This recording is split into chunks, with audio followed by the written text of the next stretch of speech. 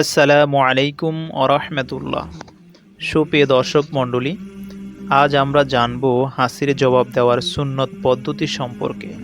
আমাদের শরীরের প্রতিরক্ষা ব্যবস্থার একটি অংশ হচ্ছে হাসি দেওয়া। যখন ব্যাকটেরিয়া বা অন্য ক্ষতিকর জীবাণু শরীরে প্রবেশ করার চেষ্টা করে, তখন ঘন্টায় 160 কিলোমিটার বেগে এদের শরীর থেকে বের করে দেয় হাসি। এভাবে হাসি আমাদের গুরুতর যে কোনো রকমের সংক্রমণ থেকে রক্ষা করে। তবে হাসি দেওয়ার সময় অবশ্যই হাসির শিষ্টাচার মেনে হাসি দিতে হবে, যাতে হাসির সঙ্গে বের হওয়া জীবাণুগুলো অন্যদের ক্ষতিগ্রস্ত না করে। পাশাপাশি হাসির মাধ্যমে মহান আল্লাহ তাআলা যেহেতু আমাদের শরীর থেকে বিভিন্ন জীবাণু বের করে দেন, তাই আমাদের উচিত হাসি এলে অবশ্যই মহান আল্লাহ রাব্বুল আলামিনের শুকরিয়া আদায় করা, তার পবিত্রতা বর্ণনা করা।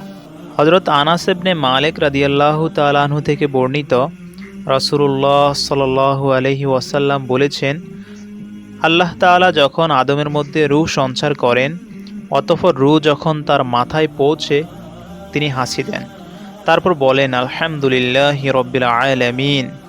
আল্লাহ তাআলা জবাবে বলেন ইয়ারহামুকাল্লাহ।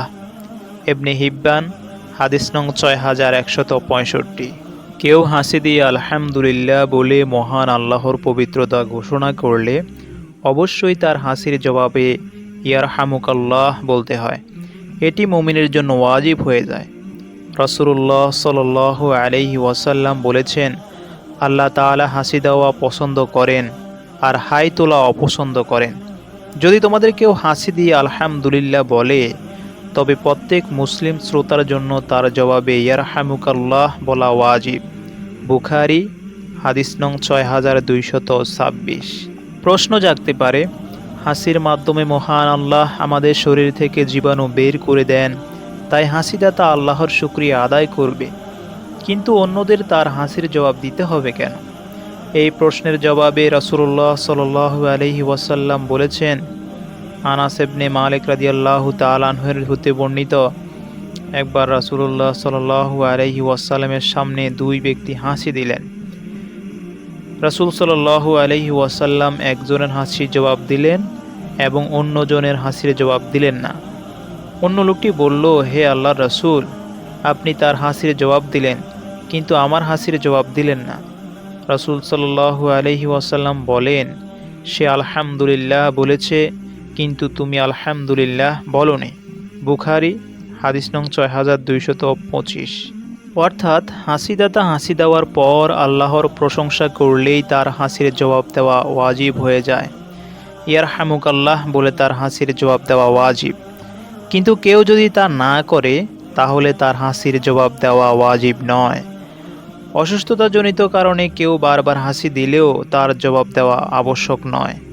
মুসলিম, হাদিস নং 7379। কেউ যখন হাসিদাতার জন্য দোয়া করবে, তখন হাসিদাতাও তার জন্য ইয়াহদিকুমুল্লাহ বলে দোয়া করবে। তিরমিজি, হাদিস নং 2741। আবার হাসিদাতা যদি অমুসলিম হয়, তাহলে তার হাসির জবাবে ইয়ারহামুকাল্লাহ না বলে ইয়াহদিকুমুল্লাহ ওয়া ইউসলিহ বালাকুম বলা যেতে পারে। কারণ রাসূল সাল্লাল্লাহু আলাইহি ওয়াসাল্লাম ইহুদির হাসির জবাবে এটি বলতেন। আবু মুসা রাদিয়াল্লাহু তাআলা আনহু বলেন, ইহুদিরা রাসূল সাল্লাল্লাহু আলাইহি ওয়াসাল্লামের সামনে হাসি দিত এবং আশা করত যে তিনি তাদের জন্য হাসির জবাবে ইয়ারহামুকাল্লাহ বলবেন, কিন্তু তিনি বলতেন ইয়াহদিকুমুল্লাহ ওয়া ইউসলিহ বালাকুম। তিরমিজি, হাদিস নং 2739। মহান আল্লাহ আমাদের সবাইকে রাসূল সাল্লাল্লাহু আলাইহি ওয়াসাল্লামের সুন্নতগুলো পালন করার তৌফিক দান করুন, আমিন।